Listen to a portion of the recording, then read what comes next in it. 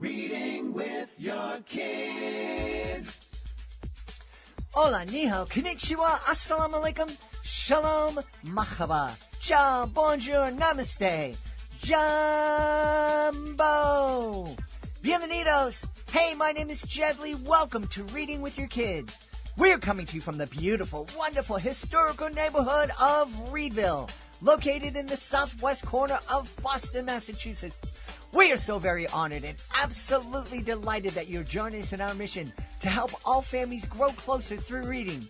We do that by sharing fun, thoughtful, and thought-provoking conversations with fascinating people who just happen to be writing books for kids of all ages.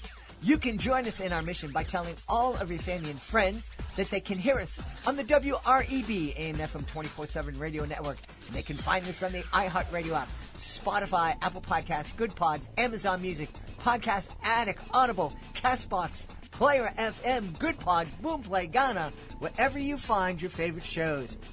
We have two wonderful guests for you today. First up, in honor of James Earl Jones' passing, Kari Lavelle will be here to celebrate Ode to Grapefruit, how James Earl Jones found his voice. And later in the show, Megan Perry will be here to celebrate the Overlook Book. This is a really fascinating and really innovative book. You don't want to miss this. Come one, come all, for the mind-bending, dungeon-stomping, time-shifting, dragon-slaying adventure of a lifetime. What's happening? Something bigger is happening here. Yeah. And someone else is calling these shots. I'm your biggest fans. I don't want you dying in the third episode. Guardians of the Game is a real play Dungeons & Dragons podcast that's sure to excite and delight listeners of all ages. How would you like your very own circus show right here? Something good or something bad? That is up to interpretation. Whether you're a seasoned D&D veteran or looking for a wholesome but epic way to get into the game for the first time, Guardians of the Game has you covered. Let's get gaming, Guardians. Well, my work here is done. Guardians of the Game premieres on September 18th, new episodes every Wednesday. Hey parents and educators, are you looking for a fun way to help kids understand their feelings? Check out Felipe the Feeling Frog from the Caring Critter series, written by Zeba McKibben. In this engaging book, Felipe explores his neighborhood and learns that there are no bad feelings, just easy and hard ones that need the right strategies for self-regulation. Perfect for kids ages 4 to 7, Felipe the Feeling Frog teaches essential emotional regulation skills through captivating and relatable stories, as well as adorable illustrations by Denise Walker. Written by a dedicated kindergarten teacher, Felipe the Feeling Frog shows children that all feelings are okay, but it's how we manage them that matters. Felipe and his friends model different emotions and strategies, making it easy for kids to learn and apply these skills. Don't miss this valuable resource for social and emotional learning. And stay tuned for more from the Caring Critters series, including the upcoming Trixie the Thoughtful Turtle. Grab your copy of Felipe the Feeling Frog today and help your child navigate their emotions with a smile. Join us right now from the beautiful city of Austin in Texas. Our guest is here today to celebrate a book about somebody that I've admired from afar for an awful long time. The book is called Ode to Grapefruit, how James Earl Jones found his wonderful voice. Please welcome to the show, Kari Lavelle. Kari, how are you? I'm great. That was a great impression of James Earl Jones. I will not be able to do that. No one can compare. He's no one. Amazing. I was one of those guys. Oh, Kari and I were just talking about Plymouth Rock and how it's not something you want to see if you visit Boston. I was working in a detention center. I was 20 years old when the first Star Wars came out. And it was a crazy job. We were on duty from 3 in the afternoon till 7 in the morning. There was nothing to do in the wintertime. Cape Cod, especially back in the 70s, it's abandoned. And so I went to see Star Wars at least 17 times. And, and I think a big draw was James Earl Jones, the voice of Darth Vader. That was just so powerful. Absolutely. I mean, I just think his voice is iconic. In the roles that he's been, he's an amazing actor. And I think that's part of what really propelled me to get this story out, in that who would have known he was silent for 8 years when he has this amazing, iconic voice? And so many people don't know that he's a person who stutters. He still considers himself a person who stutters. He just says he works with it. So, so powerful. Yeah. And I think as I got to know him, that was one of the things that I think, I was really impressed with, because I too had a very, very, very bad stutter when I was a kid. And, thankfully through a couple of years of speech therapy, it's mostly gone. It does rear its ugly head when I'm tired.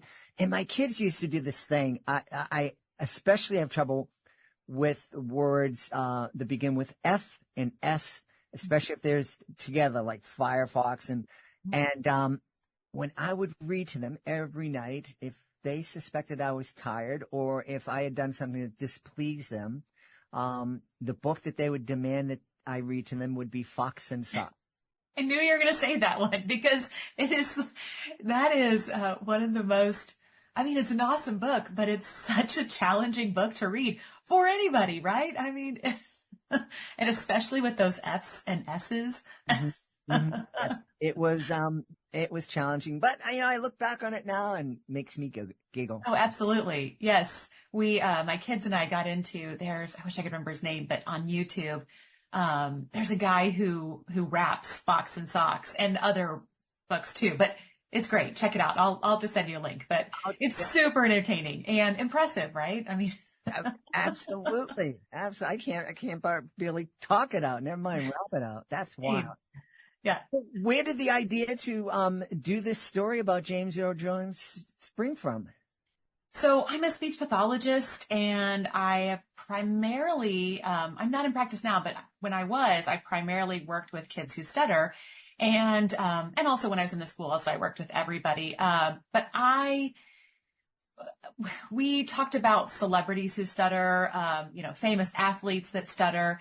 James Earl Jones was one of those people. We talked about his voice. I had a whole Star Wars unit that I would do with my group of kids. And so I had been sharing his story for years. I mean, over 15 years, right? And then I became a writer, really. I mean, I've been writing for years, but I went to a SCBWI, Society of Children's Book Writers and Illustrators meeting talking about writing nonfiction. And before that, I had just worked on fictional projects. And I thought about what stories need to be out there. And that was one of the ones that I thought about. Of course, that also brought up, I'm not Black. I'm not a person who stutters. Why am I the person who should write this book? And so that was something I explored for years too, as I was working on this project. But, ultimately I decided that this topic was so important, and I knew how to deal with the stuttering piece of that. And that I was willing to do whatever work I needed to do, whatever extra work I needed to do. And this all started back in 2016. So I'd been working on this for years before it sold. So I knew I needed to persevere, just to get this manuscript out in readers' hands. It was important enough. So help me understand the mechanics of stuttering. Do we know what causes some people to stutter? That is the $1 million question. We know it's neurophysiological. We know that for many people who stutter, there's a genetic predisposition. But I think that is still why we're trying to research and learn more about stuttering. So as we were talking about being tired, sometimes the demand on our system influences our speech, right? Just as people who stutter and as people who don't stutter, right? When we're getting sleep, we can express our ideas better. But we don't really have a specific cause. No, okay. Still researching. Well, this is going to be another question that you'll probably say, we don't know. There's somebody, a recording artist and I think there are many people who will like this, but this particular artist, the name is Jason Gray. He's a Christian recording artist. And wonderful, wonderful person, beautiful voice, can barely get a sentence out. And I had my daughter and I had the pleasure of having dinner with him one night, and he was just a gem of a person. But again, it was almost painful to sit and chat with him because he had such a hard time talking, and then go out and watch him on stage, and there's no indication. And I'm like, what's going on there? Right. I wish I could give like a really great scientific explanation of why that works. I think there's Mel Tillis. I don't know if you know the country singer Mel Tillis. His daughter Pam Tillis was also a country singer. He had a severe stutter, but sang, so beautifully. I've worked with kids that sometimes they would sing what they wanted to say. They just kind of rolled with it, used that as a strategy when they were really struggling. So, I'm sorry that I can't give here's this part of the brain, and actually it's this part of the brain, but, it is fascinating, right? I mean, it really is interesting how, you'd think that it would be more related, but it's not. So, yeah. Now, you said that James was silent for the first 8 years of his life. Was he selectively mute? No. So that would be a different diagnosis. But so when he was 6, he moved from Mississippi to Michigan, and his mom had to stay in Mississippi. So he was with his grandparents, his aunts, and shortly thereafter he started stuttering. And I think he was kind of a stubborn kid too, from what I've read. And, he just decided it was too frustrating. He was made fun of, in different settings, and, just decided that he was just not going to talk. And he found his way around it by nodding, by writing. And so it wasn't until he was 14, and I don't want to give away the book, but he has this really amazing teacher that he falls in love with poetry. His teacher's encouraging him to speak poems aloud, but he has this moment where he tries again, and at that point he's able to express himself more, and then he realizes that it's important for him to express himself, right? And the world is so glad that he did have that moment where he could keep working with his stutter, and he continued to stutter. That didn't change, but he did start talking again, which is so powerful. And I think it just also is the testament, the power of educators, right? I mean, a great teacher that is so instrumental in helping kids figure out who they are and find the best them. So in this season of back to school, I'm just so grateful for these amazing educators in our kids' lives. Absolutely. My beautiful wife taught for 34 years, kids with special needs and Amazing.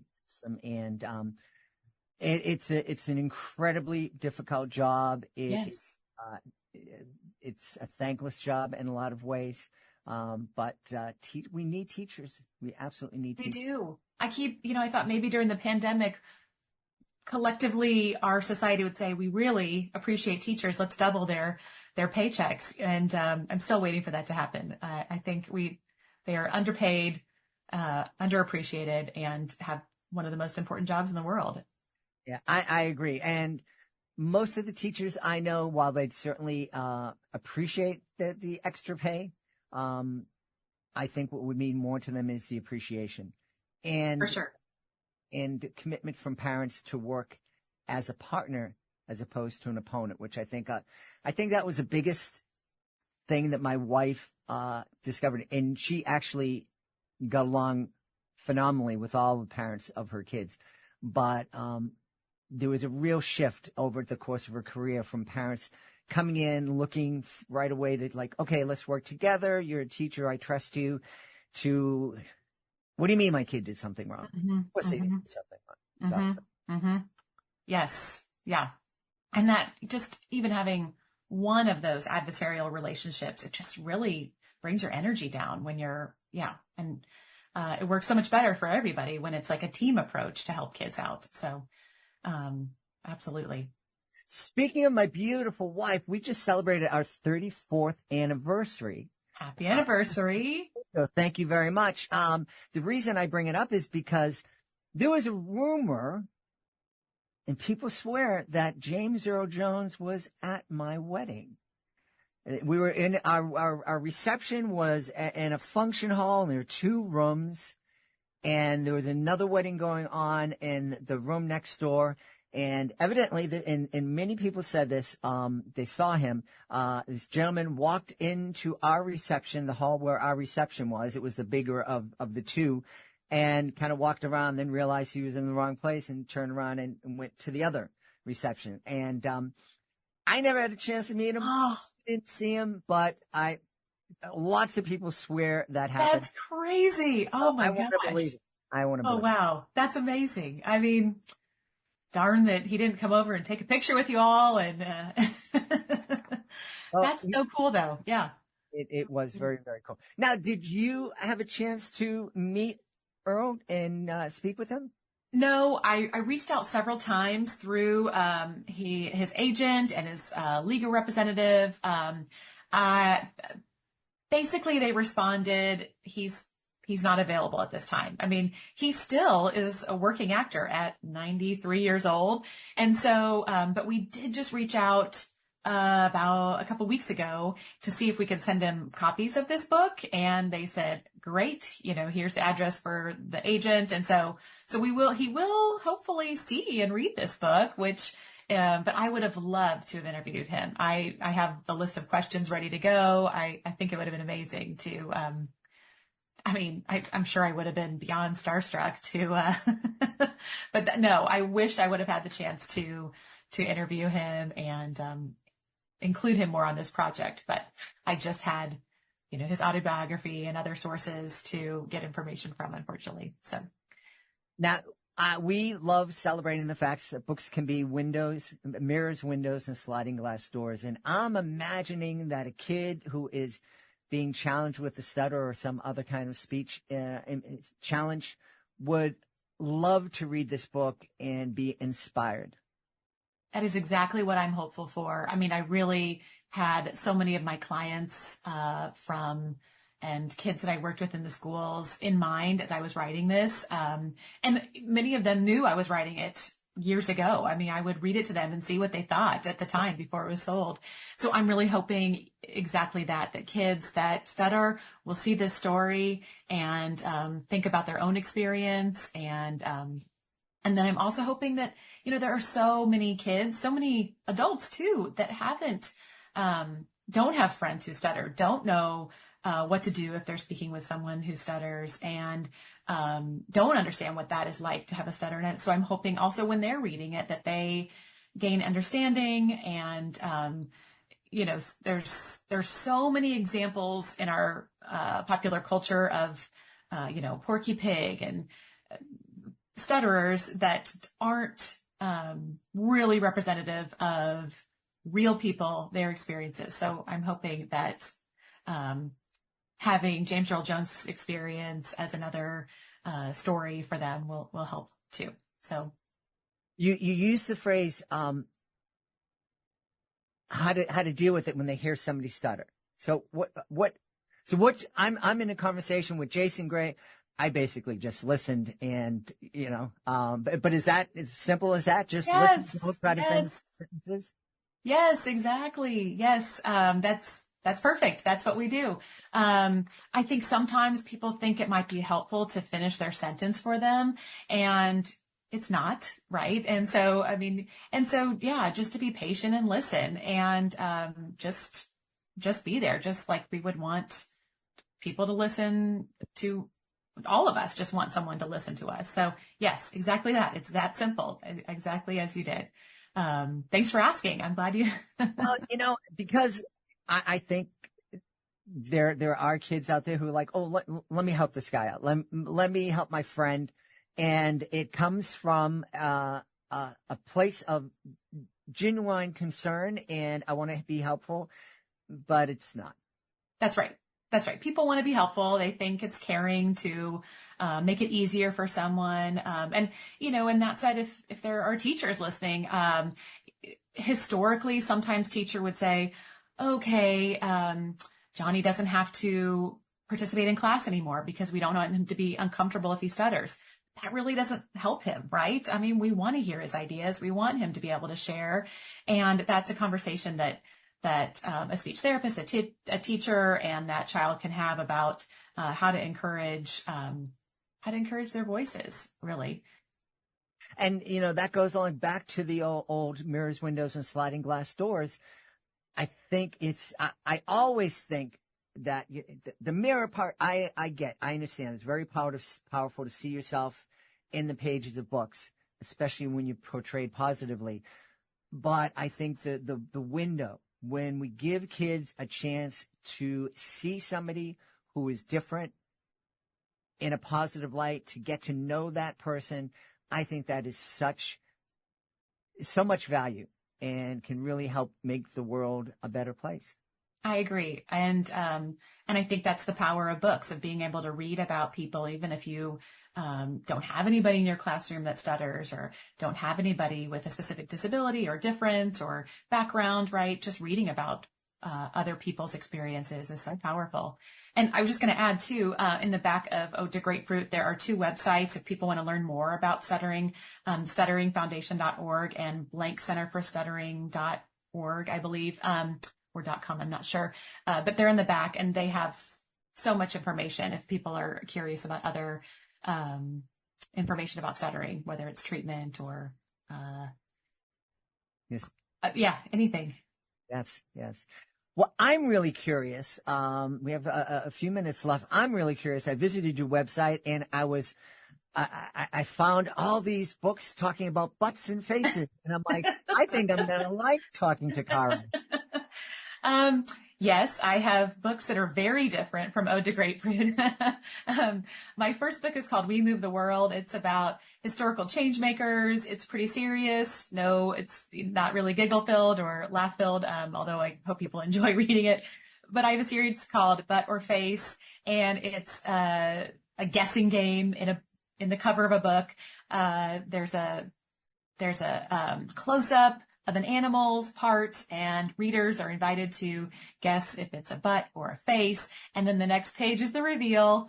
And it's very educational. It's filled with facts about what makes that animal interesting, especially why that particular face or butt might be about their characteristics or adaptations in the wild. And it's been a really fun series to work on. So I'm currently working on the 4th book in that. So there'll be a 3rd one coming out, I think, the end of next year. So who would have thought there are enough animals in the world whose butts look like their faces or faces look like butts that you can't tell them apart, that you could get 4 books out of it?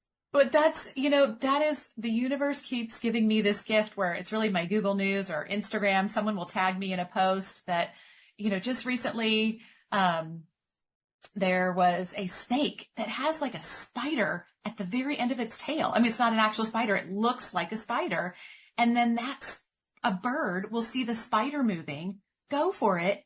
And then the snake gets the bird. And so I keep finding these animals that have these amazing adaptations and finding ways to make it work in the book so that there's just the animal kingdom is always surprising me, and I love it. It's just been really fun to research. So, I would have loved to have been a fly on the wall when you first pitched this idea to your agent or an editor and said, okay, hear me out. I get this. So there's a picture and you don't know if it's the animal's face or the animal's butt, and we can do a whole series. And I get another reaction. No one is more surprised than me that that my agent liked it. And she's in Boston, actually. She liked it. It found an editor, Kelly Bareilles-Saylor at Source Books, she loved it. She immediately had this vision for it. And I will say, I got the idea. I was reading about farmers in Botswana paint eyes on the back of their cattle. They found that confuses predators. And so I was thinking to myself, as that lioness is approaching, is that a butt or a face? And that's where, then I got curious about other animals. But I feel like with Ode to Grapefruit, I was so determined to do whatever it took to revise it and change it and sell it. And I feel like with this idea, I just was like, well, we'll see if, if anybody likes this. And it's been on 8 state lists and is an ALA notable, on the list of ALA notable books. So I've been so surprised, and it's been wonderful. So, I remember having a conversation with a recording artist, and somebody in the group asked him about this really silly song. It's a ridiculously silly song. And he said, we just needed a song to fill out the album. And this was ridiculous, and no one thought that anybody but it was going to be the last track on the album. No one would ever get to it, and it became their biggest hit.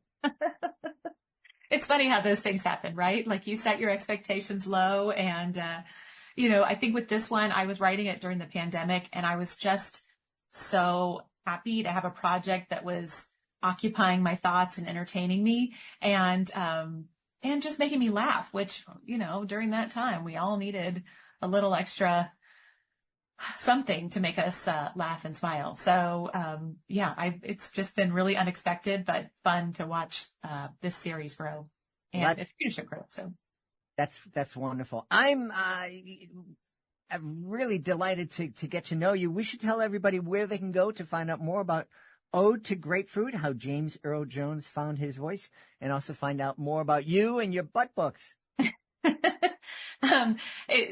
The books are available anywhere books are sold. Your local indie bookseller or online. You can learn more about me at KariLavelle.com. And I have links on there if anybody is interested in signed copies. I have links to my local bookstores, Book People and Black Pearl Books. And I'm happy to sign any books that are ordered through there if you write in the comments. So thank you so much for this. It's been wonderful. Oh, you're welcome. And we always encourage folks to go and support their local independent bookstore and also request the book at the library. And I think definitely request Ode to Grapefruit. That would be wonderful. But I also want to challenge people to ask for the butt or face, but say it fast. Say, hey, can you order Butterface? And I just love what the reactions would be. That's right. It's like a try not to laugh, as my kids do those videos, try not to laugh. You can try to request that book without smiling or laughing. I mean, it's a dare. We've had a great time speaking to the author of Ode to Grapefruit, How James Earl Jones Found His Voice. Our guest has been Kari Lavelle. Kari, thanks so much for being with us. Thank you so much. This was a pleasure talking with you. Thank you. Hey there, families! Are you looking for an exciting way to bond and learn together? Look no further than our STEM is Family Fun video series. Join us as we explore the fascinating world of STEM through hands-on activities right in your own home. Our series features lessons from experts at renowned institutions like the San Diego Children's Discovery Museum, the National Children's Museum in Washington, D.C., and Children's Museum Houston. From making homemade rainbow bridges to creating an oboe out of a straw, there's something for everyone in the family to enjoy. So grab your lab coats and get ready for an adventure. Go to readingwithyourkids.com and click on the STEM is Family Fun link at the top of the page and let the learning and laughter begin. STEM is Family Fun, where learning and bonding go hand in hand. Hey, are you ready to ignite a passion for reading in your students? Introducing bookandauthor.com, your gateway to literacy connections. With bookandauthor.com, connecting your school with talented authors of captivating kids' books has never been easier. Simply visit our user-friendly website and explore our extensive database of authors. Filter your search based on budget, genre, and availability. Discover the perfect match for your school and your students. But that's not all. With bookandauthor.com, you have the power to request a proposal. Let vetted authors come to you with their tailored ideas, ensuring an unforgettable literacy experience for your students. Don't wait any longer to inspire young minds through the magic of books. Visit bookandauthor.com today and open the door to a world of literacy connections. bookandauthor.com, where literacy comes to life. Join us right now from the beautiful state of Utah. Our guest today is celebrating her debut picture book. It's called The Overlook Book. Please welcome to the show, Megan Perry. Hey, Megan, how are you? Hi, doing well, Jed. Thank you. Thank you for having me. I'm delighted to have you. Megan and I were just talking about the diversity of the state of Utah, and it is such a beautiful place. As I said to her, I only got a chance to drive through it on my epic cross-country adventure, but the parts that I saw were pretty wonderful. Yes, they are. They're pretty spectacular. And in the southern Utah, we'll go take day trips or weekend trips to St. George, and you pass through Red Rock and you get that more desert feel, but it's a special kind of desert. Like the sand is red. I've seen people on hikes down there putting this red sand in bottles to take home with them. And but I live up near the mountains, so we're at the base of a big mountain called Mount Olympus, and we have just a lot of snow. We're just about 15-20 minutes of drive to all of the ski areas. So we're more like the mountain climate, but it still you get 4 seasons here. You definitely get all the seasons here. That's great. I love 3 out of the 4 seasons. Now that I'm an old man, I'm not crazy about winter anymore, but, I hear you. I'm going that way too. Also the summer, it can get a little too hot for me. So tell us about the Overlook Book. The Overlook Book is a children's picture book that I illustrated and wrote to talk about the value of having a new perspective. And so the pages in it start with a very, like a front view of a scene. There are a number of scenes. There are children. The first page shows children sledding down a hill. There's a picture of a little girl playing the piano. And what happens is when you turn the page, after you see that initial view, you take on a new perspective. You see an aerial view of that same scene. And so we're not just going to simply talk about having a new perspective in the Overlook Book. We're going to experience it. And then we learn new information on what things that you notice and how that scene is different because you're looking at it in a different way. Yeah. Do you think we could get a big box of the Overlook Book and send it to Washington? I have thought about the applications of this book, and that could definitely, I think, open some eyes or be a very gentle way of sharing how we can listen to each other, and walk in each other's shoes a little bit and hear each other's stories to better gain understanding and hopefully respect and peace and all things like that. Yeah, for sure. It really is true. It is so frustrating and it just seems to be getting worse and worse that we can't agree to disagree. That if you don't agree with every single thing that I say or that my team says, then you're a horrible person, and I don't have anything to do with you. Oh, for sure.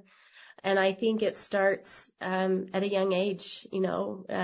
Sometimes we are taught things that we don't realize are stereotypical and things that are a little too generalized. And there are instances where we hear about, sort of these political enemies that will end up being great friends when they're outside of the political venue.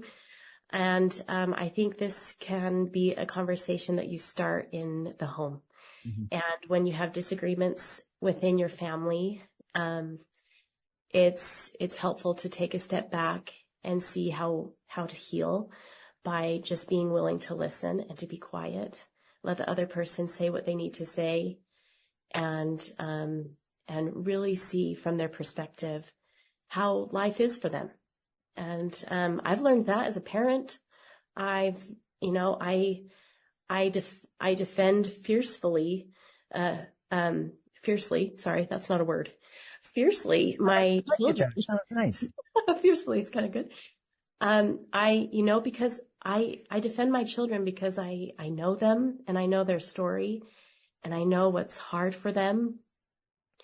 And if we can all just treat each other that way, where we go, I know that life is hard for you too.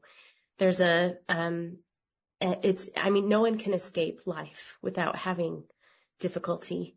And so there is a picture in the book that shows a little girl sitting on an island in this kind of like a tropical island. She's got palm trees and coconuts on the sand, and she's got this beautiful blue water, and she's waving to the viewer.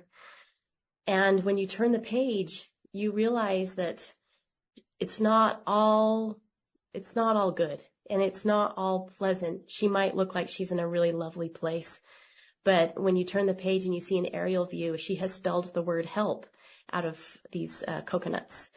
And realizing that maybe you can't see on the surface what I'm dealing with, but if you get to know me, I know that we could probably connect in a kind of an empathetic way. Yeah. This is, I think it's so needed, and it's so important for us to talk to our kids. One of the things you said is that it's important to listen. One thing that I noticed when I was driving my son and his friends around were that they were just taking turns talking. They weren't having a conversation, but they were being very polite. But they would just, one kid would say one thing and he'd stop, and the next kid would say something completely different, not related at all, and he'd stop, and the third kid. And I'm like, well, they're getting along, but they're not really talking to each other. Yeah. And it's probably okay in certain situations to have it that way. Let everybody be who they are and say what they have to say. Another page in my book shows people sitting around a dinner table. And although they're sharing that space and they're sharing that meal, they probably have a lot of different ideas going on within their minds and their hearts.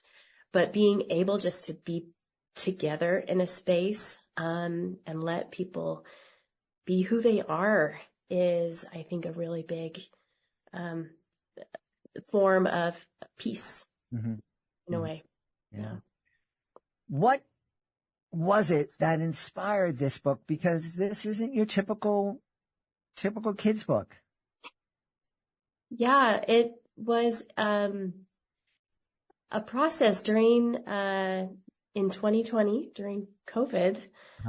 I was having some disagreements within my extended family on how this new world shift was supposed to take place, how we were supposed to deal with it. And, there's politics involved, and there's emotions involved, and there's, how do you care for your family? Well, it's different than someone else would care for your family in this situation. And I really struggled with that, and I wanted to feel understood. I wanted to have a place where I felt safe saying what I needed to say, but I knew that would require me to do the same for others. And so I was thinking about the first image that's on the cover of the book. That was the image that just popped in my mind. It was this circle of people standing facing each other, and they're all holding a heart, and they're offering their love as they know it to each other.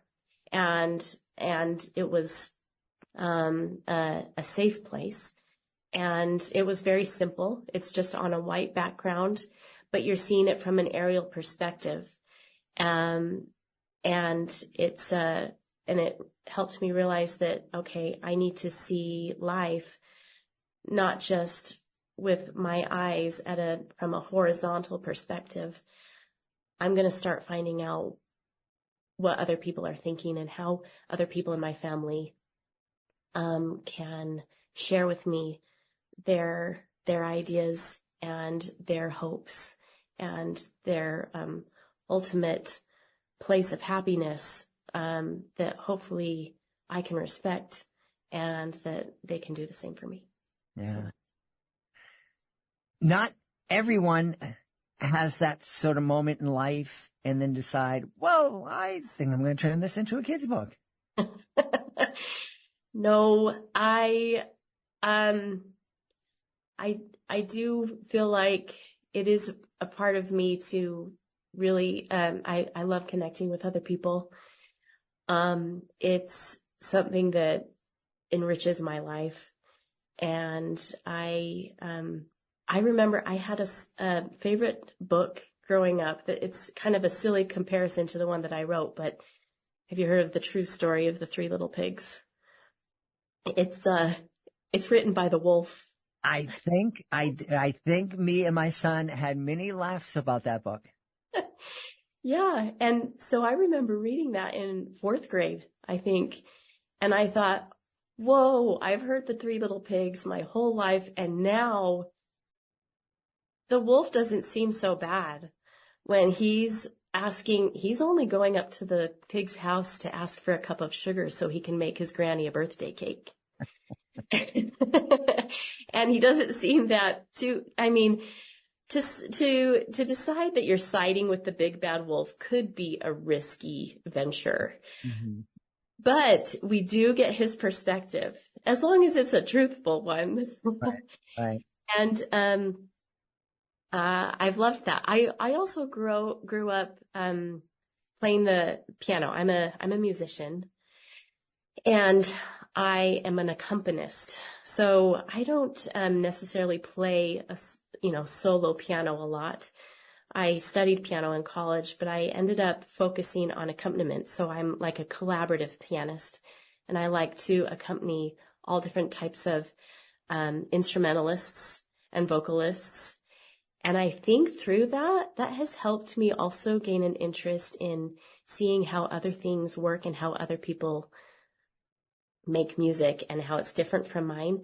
So when I would play for a vocalist, I remember I would almost have a lost voice at the end of our rehearsal session because inside my voice, inside my mind, I'm trying to sing along with the vocalist so that I can stay with them, so that we're in sync.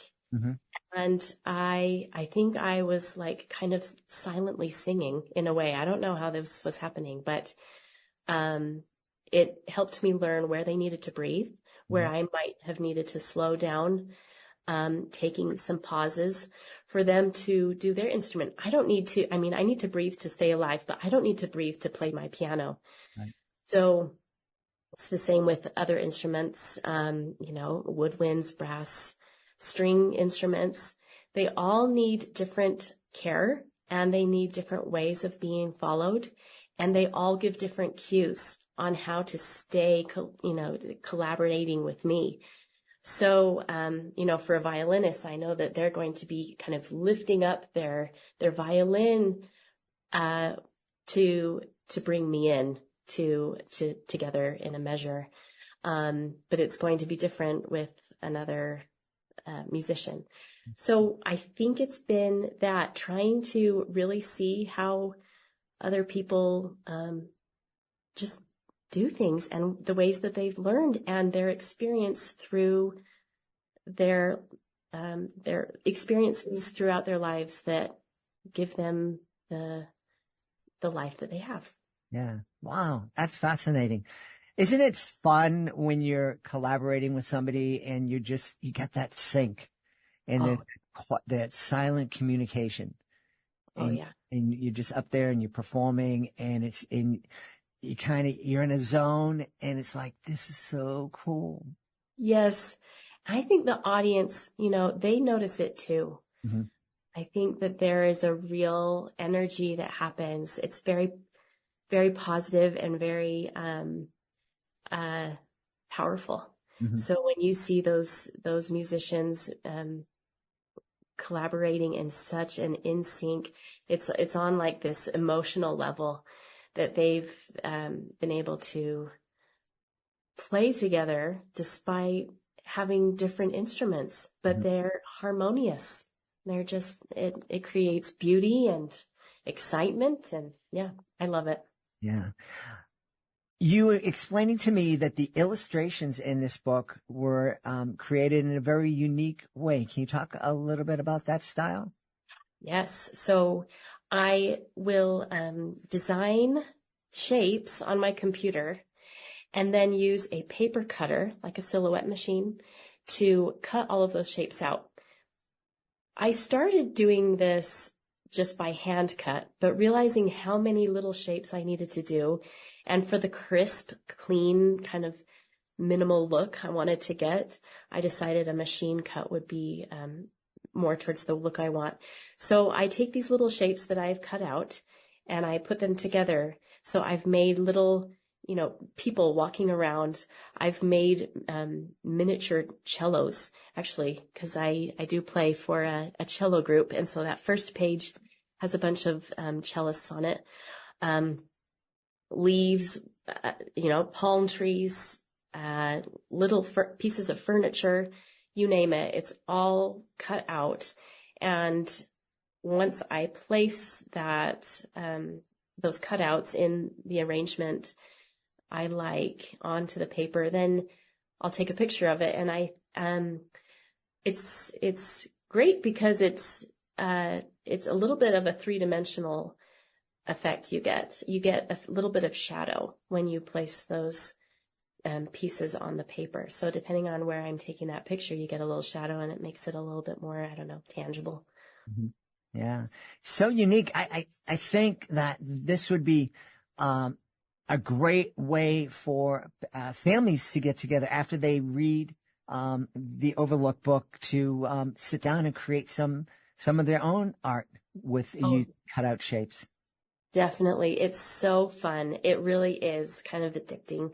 I love making little houses. I've created Halloween scenes with little witches flying in the air, and you can use textured paper. It doesn't have to be just, plain colored paper, whatever you have around. It can be, it could be little scraps of gift wrap and tissue paper, and making those kind of crumply looks to it. It's super fun. So yeah.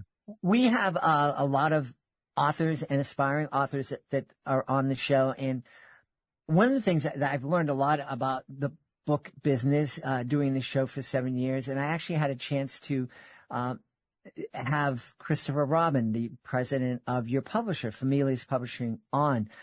I was really amazed when he told me that it can take 3 years from the time he picks a manuscript up until the book is out there. You're sharing that this book started, the idea was born in 2020. So it seems that this book has come together a lot quicker than other traditionally published books. True. And I consider myself just a lucky person. And I didn't plan it to be that way, of course. But when I pitched this to Christopher, he was very interested because of the uniqueness of the art.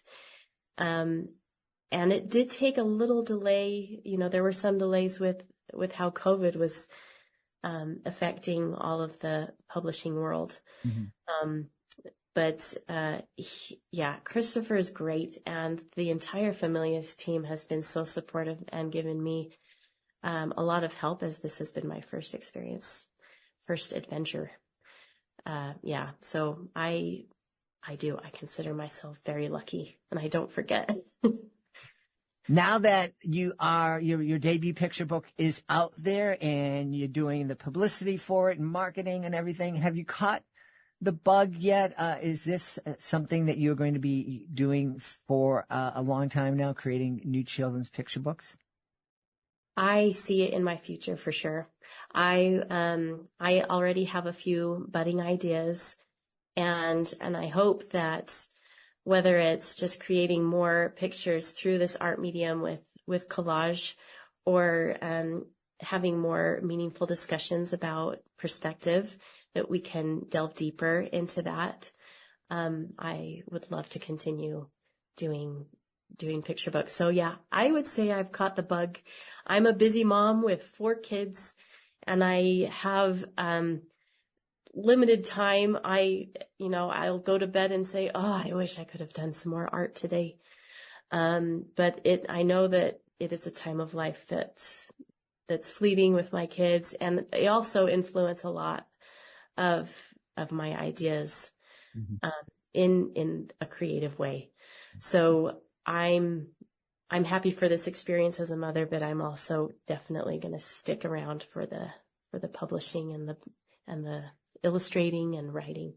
That's wonderful. Well, you have an open invitation to come back to celebrate whatever new book comes from your imagination. And I'm really serious. I think we should talk to Christopher and get a box of books down in Washington, D.C., so that our politicians who we're supposed to be looking up to can better model this behavior that we were talking about today. So thank you for creating this book, and thank you for being with us. We should tell everybody where they can go to find out more about the Overlook Book and find out more about Megan Perry. Oh, sure. I'm on Instagram, Megan Fulmer Perry Art. My website is meganfulmerperry.com. You can find if you're local to Salt Lake City, I have a couple events coming up in the next month. And you can always visit Familius.com, my publisher, to purchase the book and see all of the other wonderful books that they offer. And you can purchase the book anywhere books are sold. So Amazon, Target, wherever is it easiest for you. Wonderful. We've had a great time speaking to the author of the Overlook Book with a pretty important message and some unique art. Our guest has been Megan Perry. Megan, thanks so much for being with us. Thank you, Jed. It's a pleasure. We hope you've enjoyed this episode of Reading with Your Kids, and we hope you plan to join us for the next exciting episode of the show. Until then, we'd love it if you could connect with us on social media, facebook.com/readingwithyourkids, @readingwithyourkids on Instagram, and @JedleyMagic on X. We have a great YouTube channel, youtube.com/readingwithyourkids. You can find our STEM is Family Fun and our Drawing with Your Kids videos on our YouTube channel. You can also find many episodes of the show. We'd also love it if you could visit our website, readingwithyourkids.com. Right there on the landing page of readingwithyourkids.com, there's a button that says find every episode of the podcast here. You click that button, and it will take you to a page where you can literally search for every podcast that we have produced. We have over 2,000 episodes of the show, featuring interviews with New York Times bestselling authors like Katie Camello, 3 interviews with Katie Camello, Mark Brown, Jerry Spinelli. Also, some Hollywood stars have been on the show: Danica McKellar, LeVar Burton, Jasmine Simon, Karen Parsons. So much, and we'd love it if you could check it all out. It's been an honor being the host of this show. You can visit our Reading with Your Kids Certified Great Read Wall of Fame at readingwithyourkids.com, and you can use a contact button up at the top of the page. Send us a message. Let us know what you love about the show. Let us know what we could be doing better. And let us know who you would like to hear on a future episode of the podcast. And if you're an author, please be sure to click the Authors Click Here button at the top of the page to find out how you can be a guest. Being a guest is fun, it's easy, and it gives you the chance to tell thousands of Kidlit fans all around the world about your great kids book. You can also learn about our effective and very affordable promotional services. I want to thank the folks who made today's show so wonderful, starting with our guest, Megan Perry. Be sure to check out the Overlook Book. And Kari Lavelle. Please be sure to check out Ode to Grapefruit, how James Earl Jones found his voice. I want to thank my amazing team, Fatima Khan, Chris Doherty, Rory Grady, Rayling Tang. I want to thank my beautiful wife for all the support she gives me. Most of all, we all want to thank you. Thank you so much for taking the time to listen, and thank you so very much for taking the time to make the world a better place. And you do that every time you read with your kids. I'll be looking for you on the next episode of Reading with Your Kids.